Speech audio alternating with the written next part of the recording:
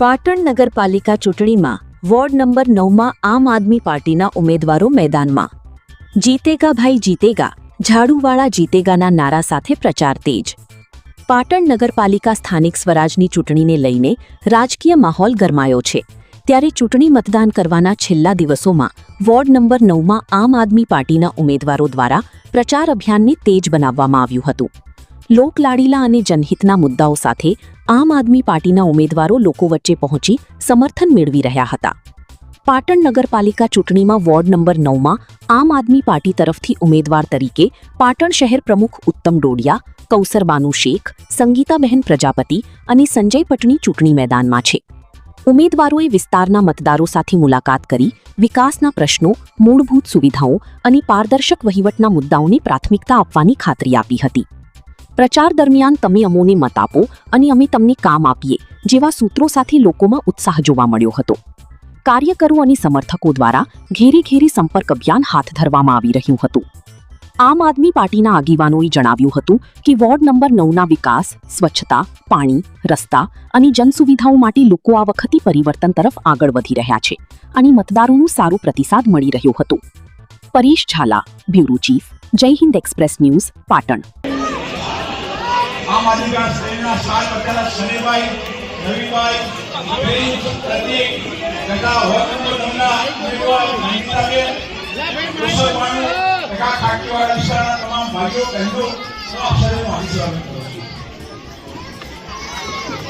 Ward number 9માં આપના સાથ અને વિશ્વાસ સાથે મેં મારી ઉમેદવારી કાર્યકર બહેનો સાથે ઉતારી છે અને તમે મને જિંદગી બહુ બધી જીતાડો એવી આશા કરીને મારું ફોર્મ ભર્યું છે। પોતાની વાર્તા અને વેદના એ બતરા લોકોની જન સુખાકારીના પ્રશ્નોનો ઉકેલ લાવવા માટે એ આજે અહીંયા આપના વચનો આપ્યા છે। એ હાલ કોઈ પણ સત્તા ઉપર ન હોવા છતાં પણ એ નગરપાલિકામાં દરેકના કામ એ કરાવે છે। જો એ સત્તા પર આવશે તો જરૂરથી ચોક્કસથી તમારું કામ કરે છે એવી એમના તરફથી અમે ખાતરી આપીએ છીએ। જો આ પેનલ જીતશે તો વધુ નથી કહેતો, પરંતુ આપણું નસીબ હશે તો કેજરીવાલ પણ પાટણમાં પધારશે। ઉત્તમભાઈનું નામ છે દિલ્હી સુધી, કેજરીવાલ સુધી ગુંજે છે કે પાટણનો એક એવો ઉમેદવાર છે કે આમ આદમી પાર્ટીને વર્ષોથી એ ઓક્સિજન પૂરો પાડે છે। ઉત્તમભાઈ ગઈ 3 વખતે ચૂંટણીની વાત વિવાદ પડે ત્યારે એમની જગ્યાએ અવેજીમાં પ્રમુખ તરીકે અન્ય વ્યક્તિને મૂકવામાં આવે ત્યારે પાટણના અંદર આમ આદમીનું કામ ઝીરો થઈ ગયું।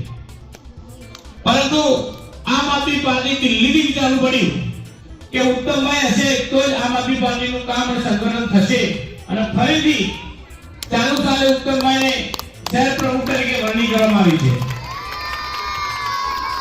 એટલે આવા કદાવર નેતા આપને પ્રાપ્ત થયા છે। ચૂંટણીનો માહોલ છે।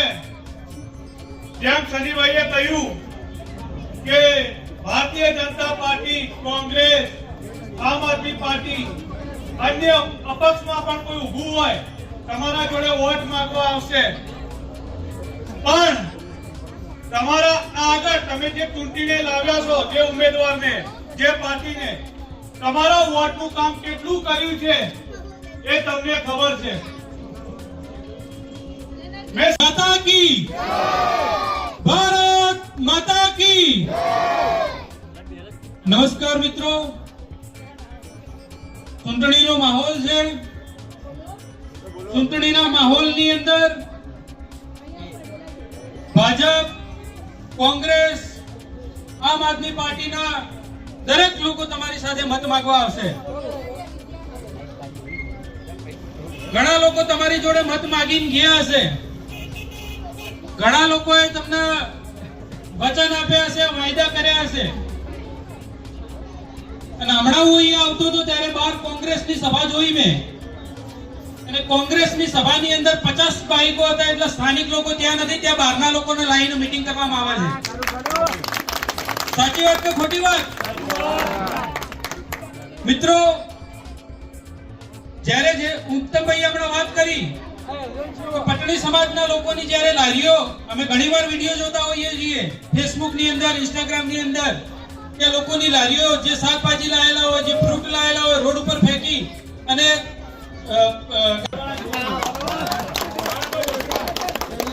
મિત્રો માટે હું ભાષણ કરવા નથી આવ્યો, બધાની સરખામણી કરવા આવ્યો છું. ઉત્તમભાઈ ની તો સરખામણી, ઉત્તમભાઈ તમને કીધું કે કહારનાથ બાપુનું અહીંયા પુતળું મિલાવે. અહીંયા મોટા ભાગનો દેવી પૂજક સમાજ છે. આ બહુ ગૌરવની વાત છે કે પાટણમાં અને આપણા જ વિસ્તારમાં કહારનાથ બાપુનું પુતળું મુકાય. એનાથી ગૌરવ આપણા માટે શું હોય શકે? તો હું ઉત્તમભાઈ ડોડિયાને બહુ ખૂબ ખૂબ ધન્યવાદ આપું છું કે આજ દિન સુધી જે કામ નથી થયા એ કરવાના તમને વચન આપ્યા છે. મિત્રો, આપણે ભાજપને ખૂબ મતો આપ્યા, વર્ષો સુધી મતો આપ્યા, પાટણના તમામ વિસ્તારોનો વિકાસ થયો, માત્ર ને માત્ર પાટણમાં વોર્ડ નંબર 9 નો ક્યારે વિકાસ ના થયો.